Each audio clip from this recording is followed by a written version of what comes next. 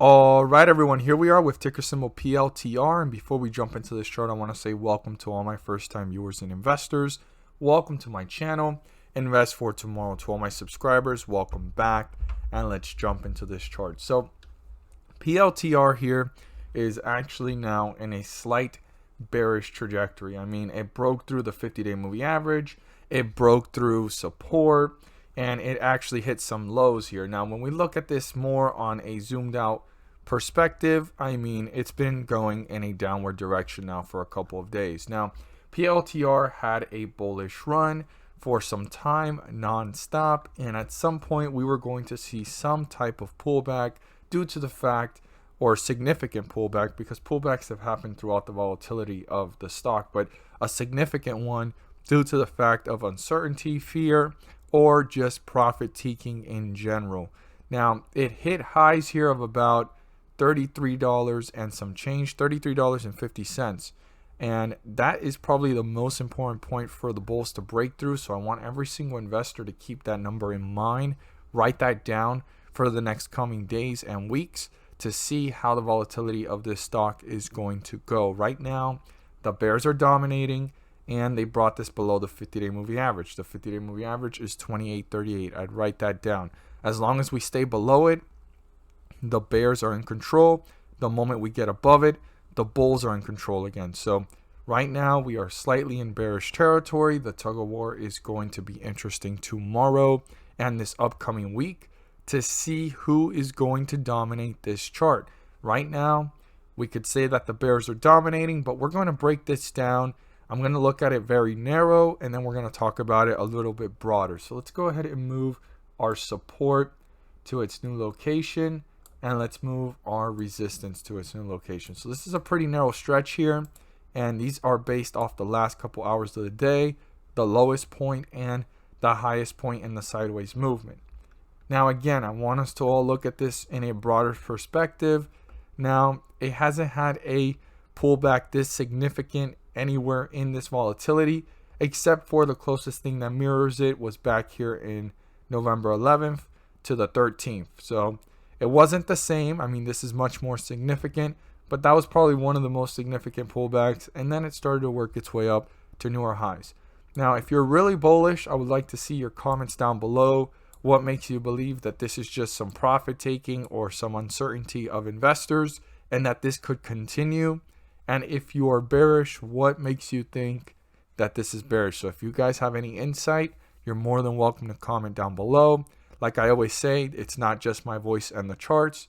You guys all have a voice as well here in the Invest for Tomorrow community so that we can all learn and grow together, maximize profits and minimize losses. But let's go ahead and see this now in a more narrow and broader perspective. So the highest point before the fall was $30.17.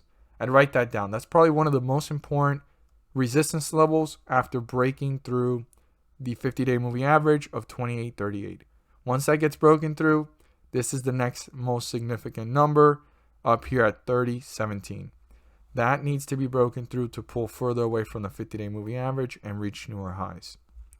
Now, quickly right after, the lowest point reached in the day was down here at 24.10. I'd write that down. If our support gets broken through, you're going to want to watch the behavior between support and 24.10 to see if the bears are dominating this or are the bulls trying to reappear. Because if 24.10 does get broken through, this will be on its way to newer lows. And then the next point of reference would be down here at 22.60.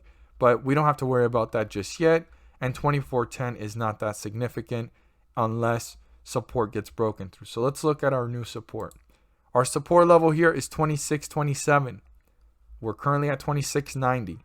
If 26.27 gets broken through, I highly suggest to all investors, pay close attention to the behavior of the stock. How quickly is it moving to newer lows?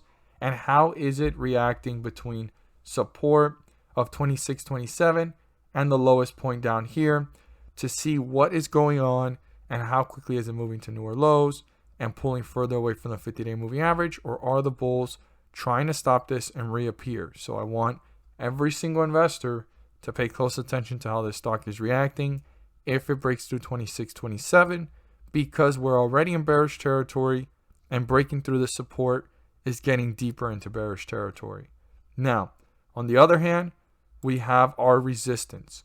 If 2747 gets broken through, that means that this is on its way closer to the 50-day moving average. So I want to emphasize to all investors, 2747 is our resistance, but that does not signify that the bulls have gained control. The bulls need to break through the 50-day moving average, which is 2838, and turn that into a support to break away from it and get deeper into bullish territory. This is just an indicator for us investors that the beginning of the catalyst to work its way up closer to the 50-day moving average is beginning at 2747, turning that into a support and pulling away from it upwards in the upward direction. So I want every single investor to be aware of that. 2747 needs to be broken through, turn into a support so that the bulls can start to work their way up. But it does not signify that they've gained control. They're not in bullish territory until they break through the 50-day moving average. This is just the beginning to know that if it breaks through this and it turns it into a support, the bulls are getting closer to their goal. So I want every single investor to be aware of that. Once again, I emphasize, pay close attention to how this reacts if it breaks through support 2627. And as always, if you learned something new and found this video helpful and informative, and you feel encouraged or inclined to subscribe, please do so. Don't forget to click on the bell to turn on all notifications and not miss a single video that I post. Share this with your friends and community, and don't forget to hit the like button to let me know you watched this video. Thank you guys so much for watching, and let's make some money. At the end of this video, there's going to be a pop-up video, and in that video, I will be discussing about the S&P 500 index and how it's been rising several points on scheduled dates. As you see here on the graph, these circles are the dates that the pumps have happened, and I use them as examples to show you guys how much the stocks have risen and the S&P 500 index rose on those dates. And the reason why it's rising is due to the fact that the Federal Reserve is pumping the markets. On these dates, the charts and the dates speak for themselves, as we can see it here, and I break it down into more detail in the video. But just to summarize it, on these dates, the S&P 500 rises, and there's individual ticker symbols rising up with it, anywhere from 30 cents to $3 per share. I know it may not seem like a lot, but per share that does add up, and these individual ticker symbols are giving you back profits. These are profits, and like I always say, profits are profits. Whether it's $1 put into the market and you get back $2, you've put in an initial investment and you got back more than what you started with. That's what it's all about. And also in the video, I go into further detail showing you guys these dates and showing you how much it rose. Like for example, this was one of the last pump dates, and the lowest point that it reached was down here at 35.11, and the highest point reached was 35.57. That's like a 40-point jump. And here we're seeing the same thing. It went down to 35.88 and it rose up to about, I'd say, let's see, this is all still in the same day.